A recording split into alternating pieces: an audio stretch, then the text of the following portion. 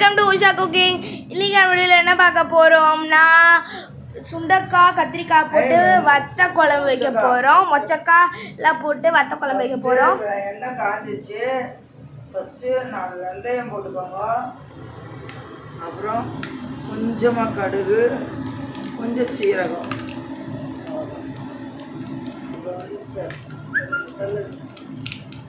இப்போ அந்த வடகத்தையும் போட்டுக்கோங்க. நல்ல மணமாக இருக்கும் அந்த வடகம் போட்டால். எப்பவுமே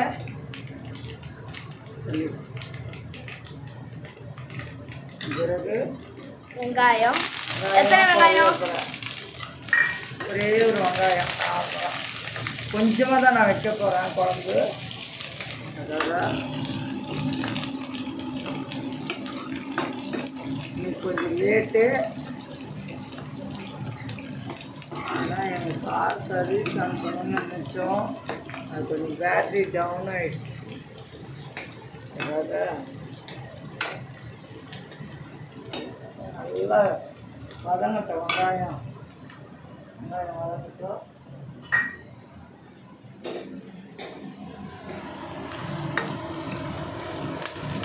இப்போ வந்து கத்திரிக்காய் போட்டுக்கணும். எத்தனை கத்திரிக்காய்?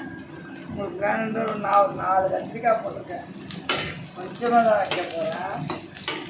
இந்த எண்ணெயில் அது வதக்கணும். கத்திரிக்காய் எண்ணெயிலேயே வதங்குச்சுன்னு வச்சுக்கோங்க. அது கலர் மாறிடும். நல்லா டேஸ்ட்டாக இருக்கும். ஒரு மணி ஆயிடுச்சு வீட்டில். சீக்கிரமாக இது செய்து முடிக்கணும். கொள்கையில் இருக்காங்க. ஆமாம். தேவைக்கேற்ற அளவு உப்பு, கொஞ்சோண்டு உப்பு போட்டுக்கோங்க. கத்திரிக்காய் வதங்குதில்ல, அதுக்காக அதில் கொஞ்சம் உப்பு சேர்க்கணும். மொச்சக்காயெல்லாம் கொஞ்சம் உப்பு போட்டு வேக வச்சு எடுத்துட்டேன் கொஞ்சமாக. அப்புறம் வேணுன்ற அளவு உப்பு போட்டுக்கோங்க.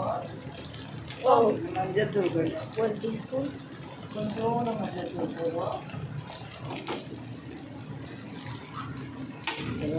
நல்லா வதங்கி கலர் மாறிடுச்சா? இப்போதான் கலர் மாறுது. கத்திரிக்காய்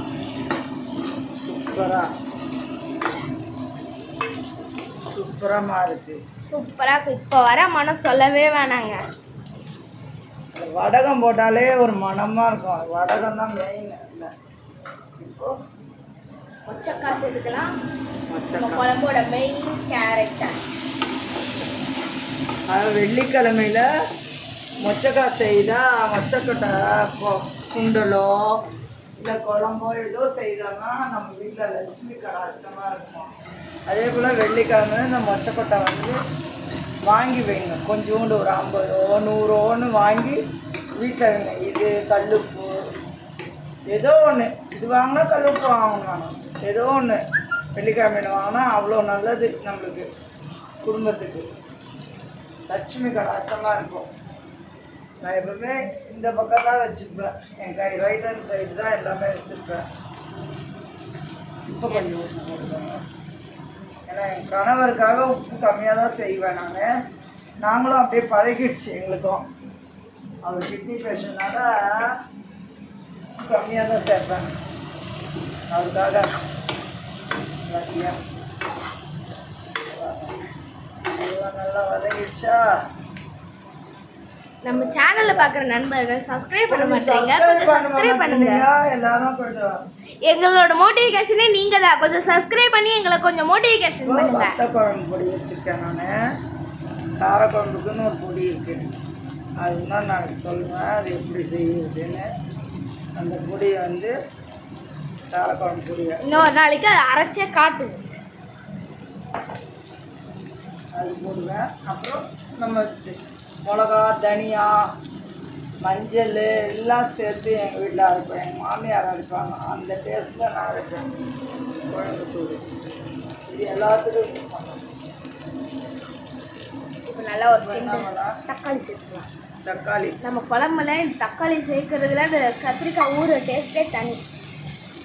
புளி கரைச்சல் தேவையான அளவு தண்ணி ஊற்றணும். தேவையான அளவு தண்ணி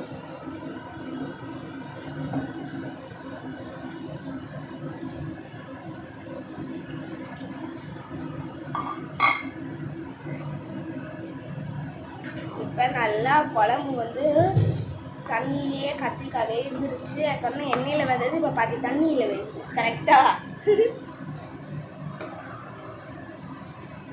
சுடு சாதத்துக்கு, இட்லி, தோசைக்கு எல்லாத்துக்குமே நல்லாயிருக்கும்.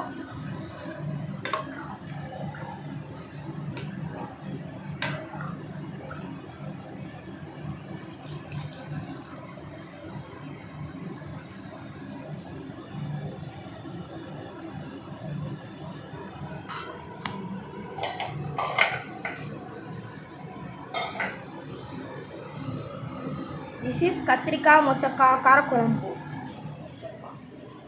இதே முருங்காய் கூட போடலாம், அவ்வளோ டேஸ்ட்டாக. இதே சண்டேஸ்னா கொஞ்சம் கருவாடு போட்டு வைக்கலாம், நல்லாயிருக்கும். இன்னைக்கு வெள்ளிக்கிழமை வேலை இல்லை, காரக்குழம்பு சாப்பிட போறேன்.